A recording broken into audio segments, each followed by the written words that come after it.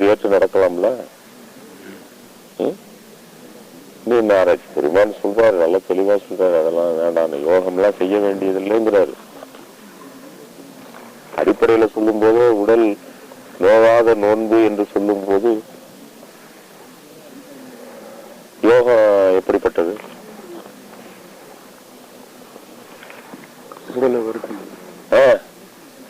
பெருமான் கடைபிடிச்சது நோவாத நோன்புங்கிறாரு. சன்மார்க்கம் நோவாத நோன்புங்கிறாரு.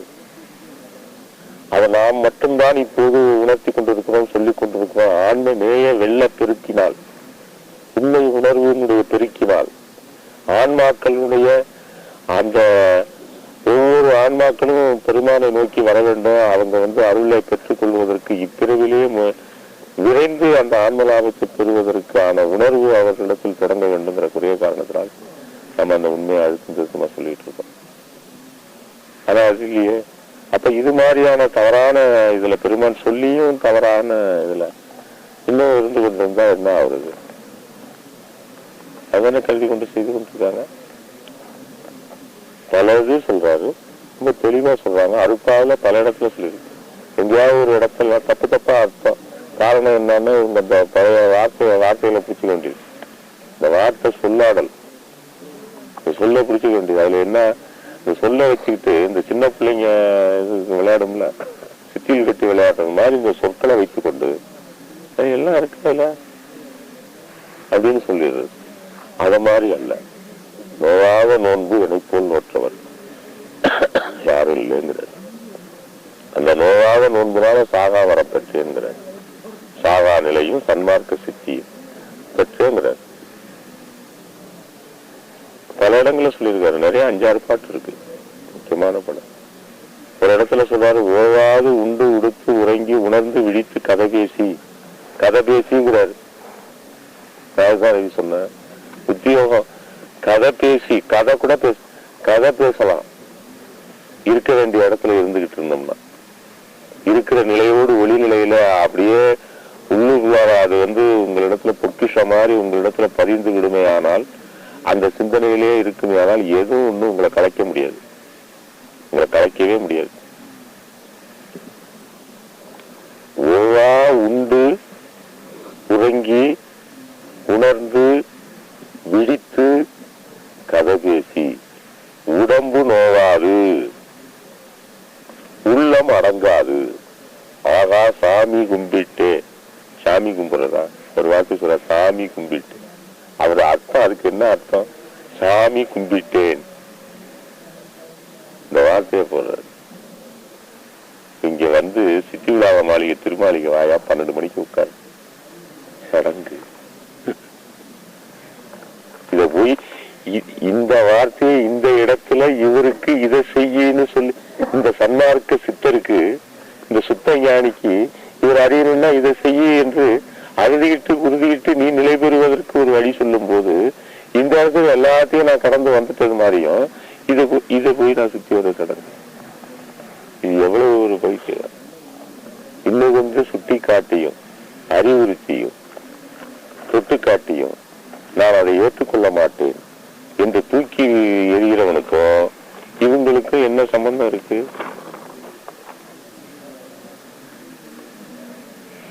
அதை சொன்ன மாதிரி உப்புக்கல்லை வைரம் என்று சொன்னால் அதை ஒப்புக்கொள்ளும் மூடருக்கு முன்னால் நாம உளறி என்ன பதறி என்ன ஒன்றுமே நடக்கவில்லை தோழா. இது 4ஆம் நாள்ல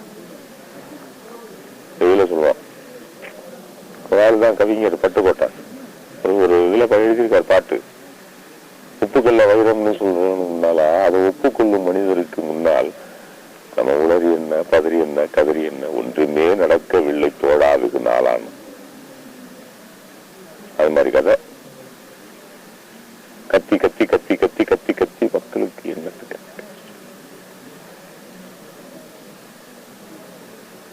அதென்ன அர்த்தம்? பெருமாட்ட பெருமானை ஏன் இந்த தீபத்தை எடுத்து வச்சாரு? ஏன் இங்க தொலைங்கிட்டு இருக்கு? தெரியும்ல, சிந்திக்கணும்ல. ஏன் புரிந்து கொள்ள வேண்டிய இடம் இன்னும் புரியப்படாமல் இருக்கு என்பதற்காக வைத்துக் கொண்டிருக்கிறோம். தீபத்துல உட்காரு, தீபத்துல உறவு ஏற்படுத்திக்க, இந்த தீபத்துல அருட்பெருஞ்சோதி ஆண்டவர் விளங்குகிறார். கட்டளையிடப்பட்ட தீபம், இதனுடைய பிரதியாக நாம் ஏற்றி வைத்த தீபங்கள் இல்லங்கள்ல உட்காரு. அது என்ன காட்சி பொருளா அப்படியே வச்சுக்கிட்டு எண்ணெயை ஊற்றிக்கிட்டு, அது எங்க வீட்லயும் தீபம் இருக்கு, எல்லாரும் வீட்லயும் தீபம். ஆண்டவர் அருட்பெருஞ்சோதியார் இன்னைக்கு நம்ம தீபத்துல தொடங்கிட்டு இருக்காருன்னு ஐயாவுடைய கட்டளை, அவர் சொன்ன வார்த்தை. அந்த கருத்தின் அடிப்படையில நீ தெய்வ பாவனையை இந்த தீபத்துல செய்துட்டு வான்னு சொன்னாரு. நான் கண்ணை மூடிட்டு உள்ளதான் பார்ப்பேன். விளக்கு ஏற்றி வச்சு, விளக்கு ஏற்றி வைக்கிறது எதுக்கு? அதுகிட்ட போய் அந்த விளக்கு கிட்ட போய் கண்ண முடியாதா? எவ்வளவு காலமா தெரியாம இந்த வேலையை செஞ்சுக்கிட்டு இருந்திருக்காங்க. இருக்கிற சுற்றிலும் இருக்கக்கூடிய இருளை போக்கி உள்ளதை உள்ளபடி காட்டக்கூடிய புழக்கம் ஏற்படுத்தக்கூடிய ஒளி.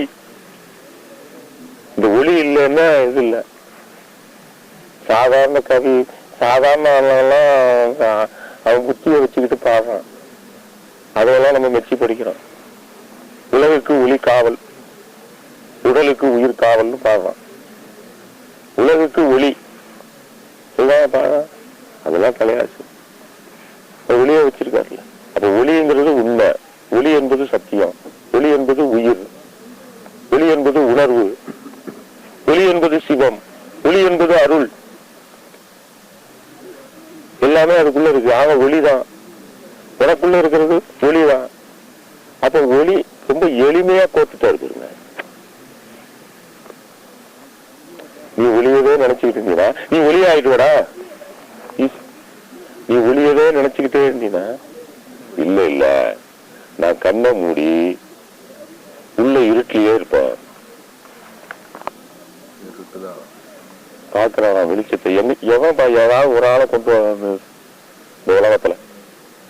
இந்த உலகத்துல உள்ளுக்குள்ளார 15 வருஷம் 25 வருஷம் பாடுபட்டா கூட அது இப்ப இல்ல. எவனும் எவ்வளவு பெரிய ஆளா இருந்தாலும் சரி, சும்மா எல்லாம் இங்க சமூகத்திலாம் பிதற்றக்கூடாது.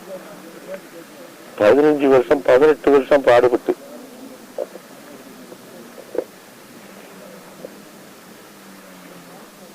ஒரு சின்ன ஒளி, ஒரு சுண்டைக்கு அளவுல கிடைச்சிருச்சுன்னா சிற்றொளிங்கிறாரு. அந்த சிற்றொளிதான் ஈன்னு இழிச்சிருவான்.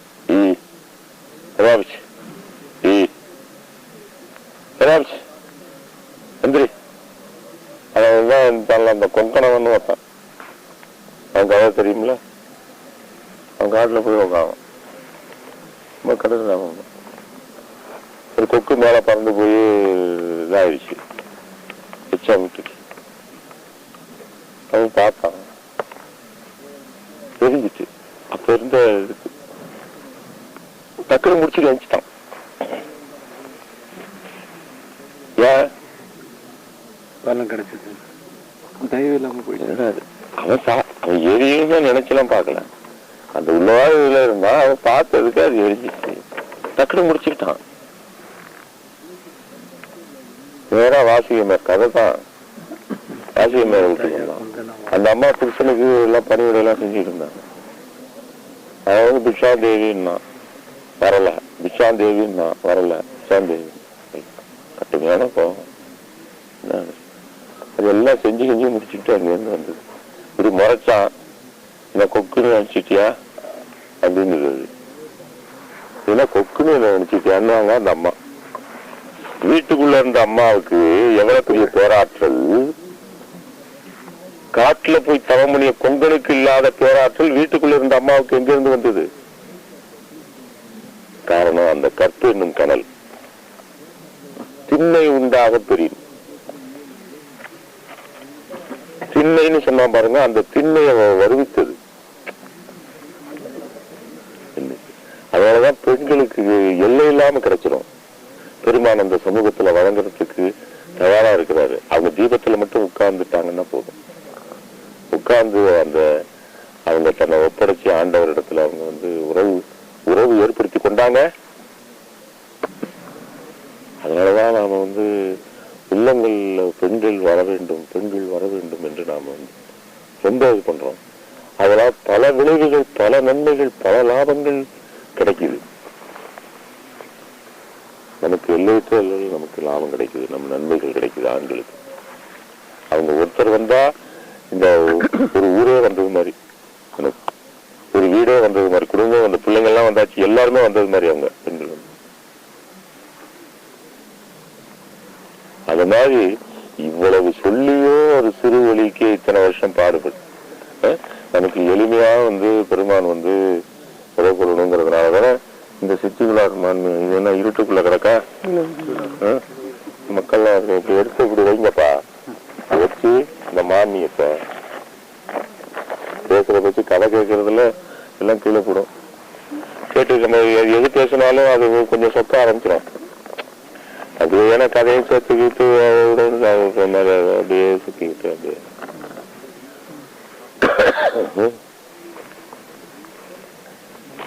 அதனால சிறுவழி கண்டு பள்ளியிலிருந்து ஏமாந்து விடுவீர்கள். அதனால யோகம் எல்லாம் பண்ணாத. யோகம் பண்றதுக்கு பல காலம் ஆகும், பல வருஷம் ஆகும். அது வரைக்கும் ஜென்மம் போயிடும். அது வரைக்கும் என்ன உத்தரவாதம் இருக்கு இந்த உடம்புக்கு? பெருமாள் எவ்வளவு சொல்றாரு. அதனால சீக்கிரமா இந்த பிறவிலேயே, இந்த மனித தேசத்திலே, இந்த பிறவிலேயே விரைவா அடையறதுக்கு நான் ஒரு வழி சொல்றேன். அதுக்காக என்னை இறைவன் வர சொல்லி இந்த உலகத்தை சொன்னா, இதுவரைக்கும் உள்ளதெல்லாம் எதுவும் அல்ல, இதுதான் உண்மை, இதுதான் சத்தியம் என்று சொல்லியும் உளவறிய மறுக்கிறார்களே. ஏன் உளவறிய மறுக்கிறார்கள்? உழவு இருக்குன்னு சொல்லிட்டார்ல, அந்த உழவை நீ தீபத்துல கேட்கணுமா வேண்டாமா? அதை விட்டு விட்டு உளவறிய மறுக்கும் போது இதுதான் நிலம். இந்த நிலை தொடர்வதால் தான் இன்னமும் நம்மிடத்தில் தேக்கம், இன்னும் உண்மையை விளங்கிக் கொள்ளாத நிலை.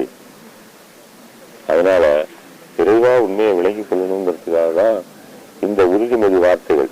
இது நூல் அல்ல, புஸ்தகம் இல்ல, எல்லாம் உறுதிமொழி வார்த்தைகள், எல்லாம் குறிப்புகள் தான், சிறு குறிப்புகள், அருட்குறிப்புகள், நூல் அல்ல. அது நூல்னா ஜாலம், அதனால நூல் அல்ல. அதனால அந்த மாதிரி வர வேண்டுங்கிறது தான் நம்முடைய எல்லாருடைய பெருமானுடைய விருப்பமும், அதுதான் ஆசைகள் தான். அதனாலதான் நம்ம சொல்றோம். திருப்பி போய் கண்ணை மூடிக்கிட்டு உள்ள போய் உட்கார்ந்தா என்ன அர்த்தம்? அது விடுறதுக்கே மனசே வரமாட்டேங்குது.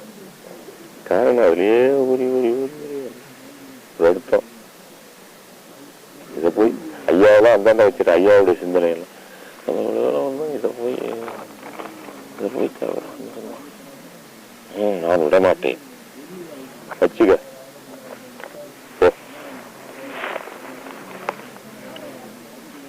இதுதான் காரணம். கேட்டு எவ்வளவு பெரிய இவங்க கிட்ட சொல்லட்டும், யாராவது யோகத்தை பத்தி சொல்லட்டும். யோகம் என்ன, எங்க கொண்டு போவோம், என்ன செய்யும்? இப்ப யோகம் செய்யறவங்க இப்ப இந்த உலகம் நான் ஆரம்பத்திலேயே சொல்லிட்டு இருக்கேன். யாராவது இருந்தா காட்டுங்கன்னு பாக்குறவங்க ஒருத்தருமே இல்லை. யார் இருக்கா? அந்த காலத்துல இருந்தவங்க மாதிரி காட்ட முடியுமா? இப்ப எவ்வளவு நிறைய எல்லாம் தியானம் யோகம்னு வந்திருக்காங்க. மார்க்கங்கள்லாம் நிறைய வந்திருக்கு. இப்ப அட்வான்ஸா வந்திருக்கு. எங்கேயாவது ஒருத்தரை கொண்டு ஒளி பெற்றவங்களை காட்ட முடியுமா? அப்படி பெற்றிருந்தாங்கன்னா என்னென்ன அவர்களால செய்ய முடியும், அவங்க கிட்ட என்னென்ன லட்சணங்கள் இருக்கு, அது எப்படி எப்படி செய்ய முடியும், என்னென்ன செஞ்சிருக்காங்கிறத காட்ட முடியுமா? அது ஒரு இது மாதிரி வச்சுக்கிட்டு செஞ்சுக்கிட்டு ஏதோ இது பண்ணிட்டு அவ்வளவுதானே தவிர அது கடந்துட்டு போகுது. நமக்கு அது வேண்டியதில்லை. நமக்கு சொல்ல வேண்டியது அதுல போய் காலத்தை வீணாக்காத. இதுதான் ஐயா. விரைவா வர்றதற்கு நமக்கு பெருமான் எந்த விதமான உடல் நோவு இல்லாம நோவாத வழியில நமக்கு வழி சொல்லியிருக்காங்க. ஏன் அதை பின்பற்றி அதுல உறுதிப்பட நின்று அந்த உண்மையை புரிந்து கொண்டு அவ்வழியில நிற்காம ஏன் இந்த மாதிரி போறாங்க? அவ்வாறு போறவங்களுக்கு இந்த உண்மையை உணர்வு. ஆனா அவங்க கொஞ்சம் தூரம் தாண்டி வந்துட்டாங்கன்னா அவங்களை கொண்டு வர முடியாது. அதுல அழுத்தம் உள்ளவங்களை அதுல இருந்து மீட்டு கொண்டு வர்றது கஷ்டம்தான். அதனால இந்த பிறவியை முடிச்சிட வேண்டியதுதான். கல்கட்டை ஐயாவுக்கு சொன்னது மாதிரி பெருமாள்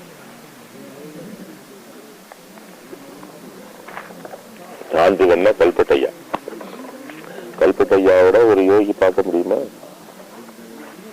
இப்ப இந்த காலத்துல. அதுக்கு முன்னாடி எல்லாம் இருந்திருக்காங்க பெரியவங்க எல்லாம் யோகத்துல. கல்பட்டையா ஒரு பெரிய யோகி.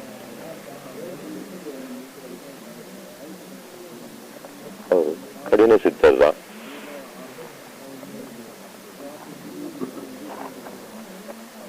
என்ன அனுப்பிச்சு காசு உங்கதான் போய் கூப்பிட்டுருந்தாங்க. கடைசியா பொறுத்து பார்த்தாலும் ஒண்ணும் இல்லை. கடைசியா என்ன விட்டுட்டீங்களா, என்ன கைவிட்டீங்களா அப்படின்னு கேட்கும்போது ஒண்ணும் இல்லை, பரவாயில்ல, இந்த பிறவியை முடிச்சிடு. உடம்ப பார்த்துட்டு உடம்பு கல்லாயிடுச்சு, தேகம் கல்லு மாதிரி ஆயிடுச்சு. யோகம் பண்றவனுக்கு தேகம் எப்படி இருக்கும்? கனியுமா? இது இல்ல கனியம், இது இல்ல கனியம். சன்மார்க்கம்ல கனியம், சன்மார்க்க வழி கனிய வைக்கும், ஒளிமதி கனிய வைக்கும். வெளியில போறேன்னு சொல்லிட்டு யோகத்துக்கு கொண்டு வந்தீங்கன்னா அது என்ன ஆக்கும்? இறுக்கிடும், கல்லாக்கிடும். ஏன்? தத்துவங்கள்லாம் போய் ஒடுக்கிடும். அதனால நல்ல அது வராது அதுவும் சொல்றாங்க. கேட்கலன்னா அப்புறம் என்ன? அதனால என்ன வழி ஏது வழின்னு ஆண்டவர்கிட்ட கேட்டு, உண்மையா அந்த வழி இதெல்லாம் அப்படிலாம் சொல்லிருக்கீங்க, அப்புறம் போய் அதுல போகலாமா அப்படின்னு அவங்களுக்கு அந்த சிந்தனை வந்து ஆண்டவரிடத்துல தொடர்பு கொண்டு ஜீவ முன்னிலையில இதை விசாரம் பண்ணி சதா இடைவிடாது எனக்கு யாரு முன்னாடி உண்மையை உணர்த்தினா இந்த மாதிரி யாராவது வந்து இல்லப்பா இதுதான் இந்த வழியில போகணும் ஏதாவது ஒண்ணு சொல்லுவாங்க. இல்ல நேரடியா ஏதாவது ஆண்டவர் உணர்த்தி காட்டுவாரு. இதெல்லாம் இல்லாம ஆனதுனாலதான் இந்த நிலை ஏற்பட்டது காரணம். இனி இந்த மாதிரி நிலை தொடரக்கூடாது. இனிமே மக்கள் விழிப்பு பெற்று நிலை பெற்று சரியான சன்மார்க்க ஒழுக்கத்துக்கு வந்து எல்லாரும் விரைந்து பெற வேண்டும்.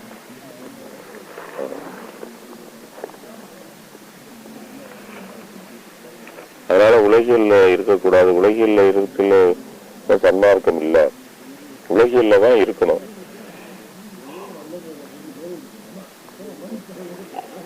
உலகியல்ல தான் இருக்கணும். உலகியலை விட்டு போறதுக்கு வந்து இப்போதுக்கு உரிமை இல்லை நமக்கு. அப்ப மற்றது மாதிரி பிரம்மச்சரியத்தை கடைப்பிடிக்கிறோம், அதை கடைப்பிடிக்கிறதுன்னு இருக்கிறவர்கள் வந்து இருக்கிறவங்களை பத்தி நம்ம ஒன்றும் சொல்றதுக்கு இல்லை. நம்மவர்களுக்கு சொல்றோம். அது மாதிரி போய் பிறகு தடம் புரண்டு பிறகு வடிக்க விழுந்து வேதாந்தத்துல ஒரு இது சொல்லுவாங்க, ஏறி விழுந்தவன் அது மாதிரி நிலையில பிறண்டு போயிடக்கூடாது. சரியான பாதையை இயற்கைக்கு விரோதமா நம்ம வாழ்க்கை வாழவே கூடாது. இயற்கைக்கு விரோதம்னா என்ன? இயற்கைக்கு விரோதம்னா என்ன? உலகிலோட சேர்ந்து வாழணும். உலகோட சேர்ந்து வாழணும்னா எல்லாம் செய்யறான், நம்மளும் சேர்ந்து செய்யலாம்னா அது உலகில் தானே. தெளிவா தெரியும் போயிட்டோம், அப்படிதான் போனோம். இப்ப தெரிஞ்சு வர்றதுன்னா இயற்கையோட இந்த இயற்கைன்னு சொல்றது அவர் சொல்ற இயற்கை வேறு, உலக இயற்கை. நான் சொல்றது உலக இயற்கை. ரெண்டு இருக்கு இயற்கையில, ஒண்ணு உலக இயற்கை, இன்னொன்னு அருள் இயற்கை. ஒண்ணு இந்த பிரபஞ்சத்துக்கு அதாவது ஆதிக்கு உட்பட்ட ஆதிக்கத்துல இருக்கக்கூடிய இயற்கை, ஆதியை கடந்து இருக்கக்கூடிய இயற்கை. இப்படி இயற்கையை பத்தி பேசிக்கொண்டு போகலாம். இது வந்து இயற்கைன்னா என்னன்னு தெரியாது நமக்கு. பெருமான் சொல்ற இயற்கை வேறு. பெருமான் சொல்ற இயற்கையை சொல்லும் போது ரொம்ப அதீதமான இயற்கை, அந்த இயற்கை நிலை ஆனவர் தான் வள்ளல் பெருமான். இயற்கையாவே ஆயிட்டாரு. அந்த இயற்கை வேறு. அந்த இயற்கை தான் அதாவது எங்குமாய் விளங்கும் சிற்றபை இடத்து இது அது என உரைப்பரிதாய் தங்குமோர் இயற்கை தனி அனுபவத்தை உடனே இங்கே காட்டும். இது எங்குமாவா விளங்குது, உங்ககிட்ட இருக்கு. அவர் இருட்டு இருக்குங்க. அவர்கிட்ட இருக்கிறது அவருக்கு இன்னும் தெரியல. கண்ணை முன்னா இருட்டாதான் இருக்கு. பெருமான் சொல்றாரு, எல்லாருக்கும் எல்லா உயிருக்கும் தோற்றமாம் நீ பொறுப்பாதம், எவ்வுயிருக்கும் தோற்றமாம் நீ பொறுப்பாதம், எங்குமாய் விளங்கிய எங்குமாய் விளங்கும் சிற்றவைங்கிறாரு.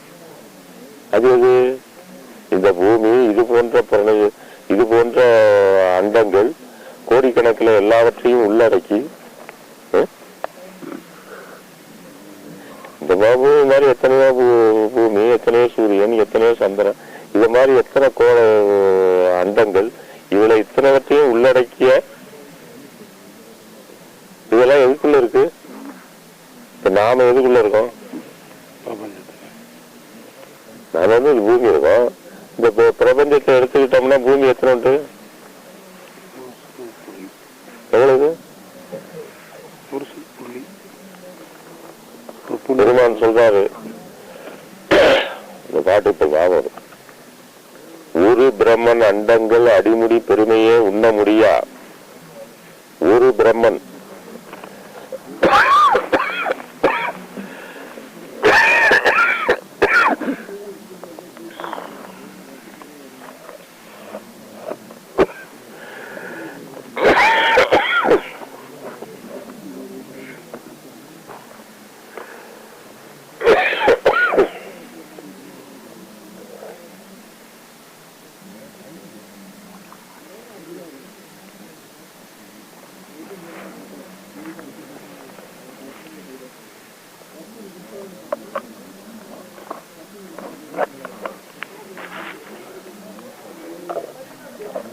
சொல்லிட்டு முடிக்கிறான். நீங்க அதுல நீங்க தான் கலந்து பேசணும்.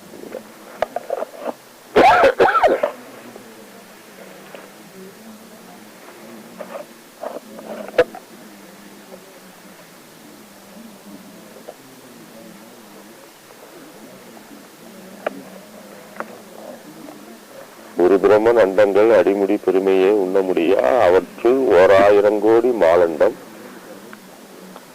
அரண்டண்டம் உற்ற கோடான கோடியே திருகளறு பல கோடி ஈஸ்வரண்டம் சதாசிவண்டம் மற்ற சக்தி சத்தரன் சீரண்டம் என்பது அண்டங்கள் அத்தனையும் அருள்வெளியில் ஒரு சிறு அணுக்களாகும். அண்டங்கள் அத்தனையும் அருள்வெளியில் ஒரு சிறு அணுக்களாக உடனே அவ்வெளியில் நடுநின்று நடனம் விடும் ஒரு பெரும் கருணையா இருக்குன்னா, அப்ப அறுத்தறிஞ்சது ஆண்டவர் எங்க இருக்காருன்னு கொட்டுப்படாது. அறுத்தறிஞ்சது ஆண்டவர் இருக்கிறார். அதுதான் அறுத்தறிஞ்சது. அதனால எங்குமாய் விளங்கும் சிற்சபைங்கிறது எல்லாவற்றையும் உள்ளடக்கி ஒரு பெருவெளி. அந்த பெருவெளியில இருக்கக்கூடியதுதான் இயற்கை. அந்த இயற்கை அனுபவத்தை நான் அடைஞ்சேன்னு சொல்றாரு. அதனால அந்த இயற்கைக்கு போகணும்னா நம்ம உலக இயற்கையை அறியாம போக முடியாது. அந்த உலக இயற்கையை நாம் அறிந்து கொள்வதற்கு இது போட்டா நிக்குமா? இது போட்டு போட்டு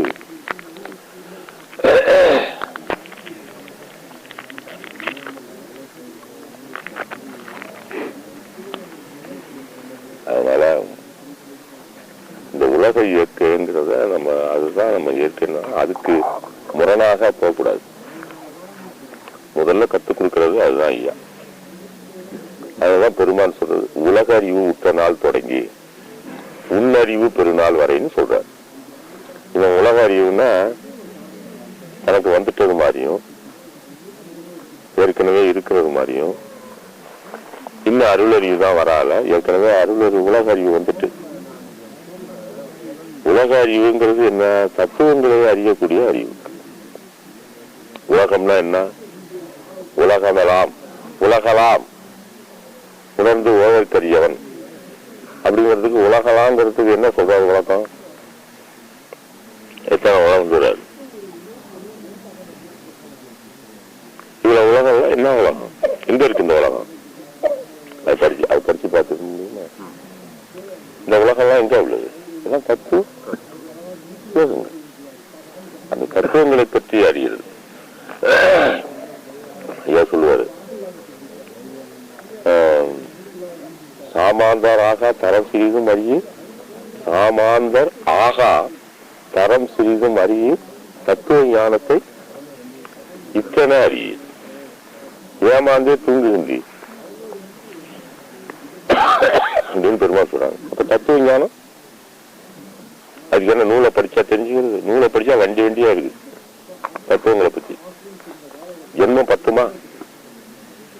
அதனால ஓதாமலே உணர்ற இடம் ஒளி, ஓதாமல் உணர்ந்திட ஒளி அளித்து அங்க உட்கார்ந்தா உங்களுக்கு விளங்கும், எல்லாம் விளங்கும். ஒளியிலேருந்து எல்லாம் அங்கதான் இருக்கு, அங்கிருந்தே பெற்றுக்கலாம். அதை சொல்ற.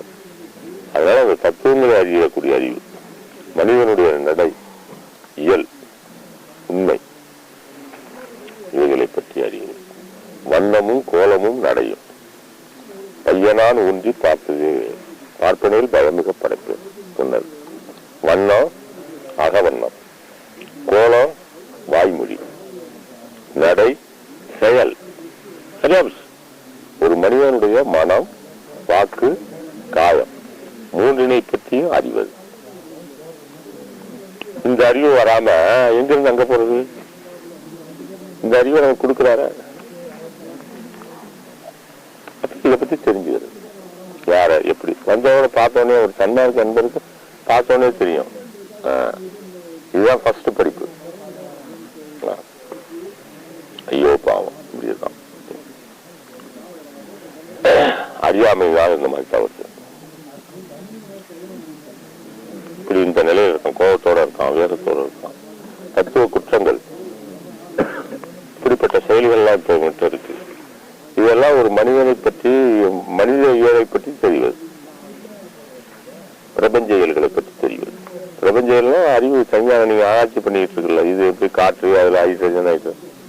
மனித இயலை, மனித இயலை அறிவது. நான் ஆன்ம இயலே சொல்லல, ஒட்டுமொத்தமா மன இயல், கர்ணத்தினுடைய இயல், தத்துவங்களுடைய இயல், தத்துவங்களுடைய இயலை பற்றி அறிவது. இதுதான் உலகம். இந்த அறிவு வந்ததிலிருந்து உன் அறிவை வரைக்கும் சொல்றாரு. இதுதான் அடிப்படை. அதனால அந்த இயற்கையை அறிய வேண்டும். இந்த இயற்கையை அறிந்தால்தான் அந்த இயற்கைக்கு போக முடியும். உலகியல் இயற்கை பற்றிய அறிவு வராமல் அருளியல் வாழ்வுக்குரிய நிலை, அதுக்குரிய வாழ்வு கிட்டாது. அதனால எல்லாரும் உலகியல் இருந்து காரியம் பண்ணணும். புதுசா சொல்றாரு, என்னடா எல்லாத்தையும் மாத்தி மாத்தி பேசுறாரு அப்படின்னு இருக்கா. உலகியல் இருக்கக்கூடாதுன்னு சொல்றாங்கல்ல, சில பேர் சொல்லிட்டு இருக்காங்க. இதுல இருந்தா என்ன ஆகும்? என்ன ஆகும் சொல்லுங்க. அது உலகில இருந்தா என்ன ஆகும்?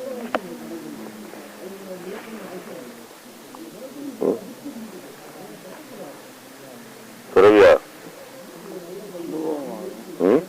அனுபவம் தான் உலகில் அடிச்சுட்டாங்க ஐயா. அனுபவம் தான் வந்துட்டாங்க. உலகில் இருந்தா அனுபவம். அதுதான் சொல்றது. இந்த அனுபவம் இல்லாம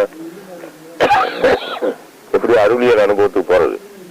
அனுபவம் இருந்தா தான் அருளியல் தெரியும். தெரிஞ்சுக்க வழி அதான்.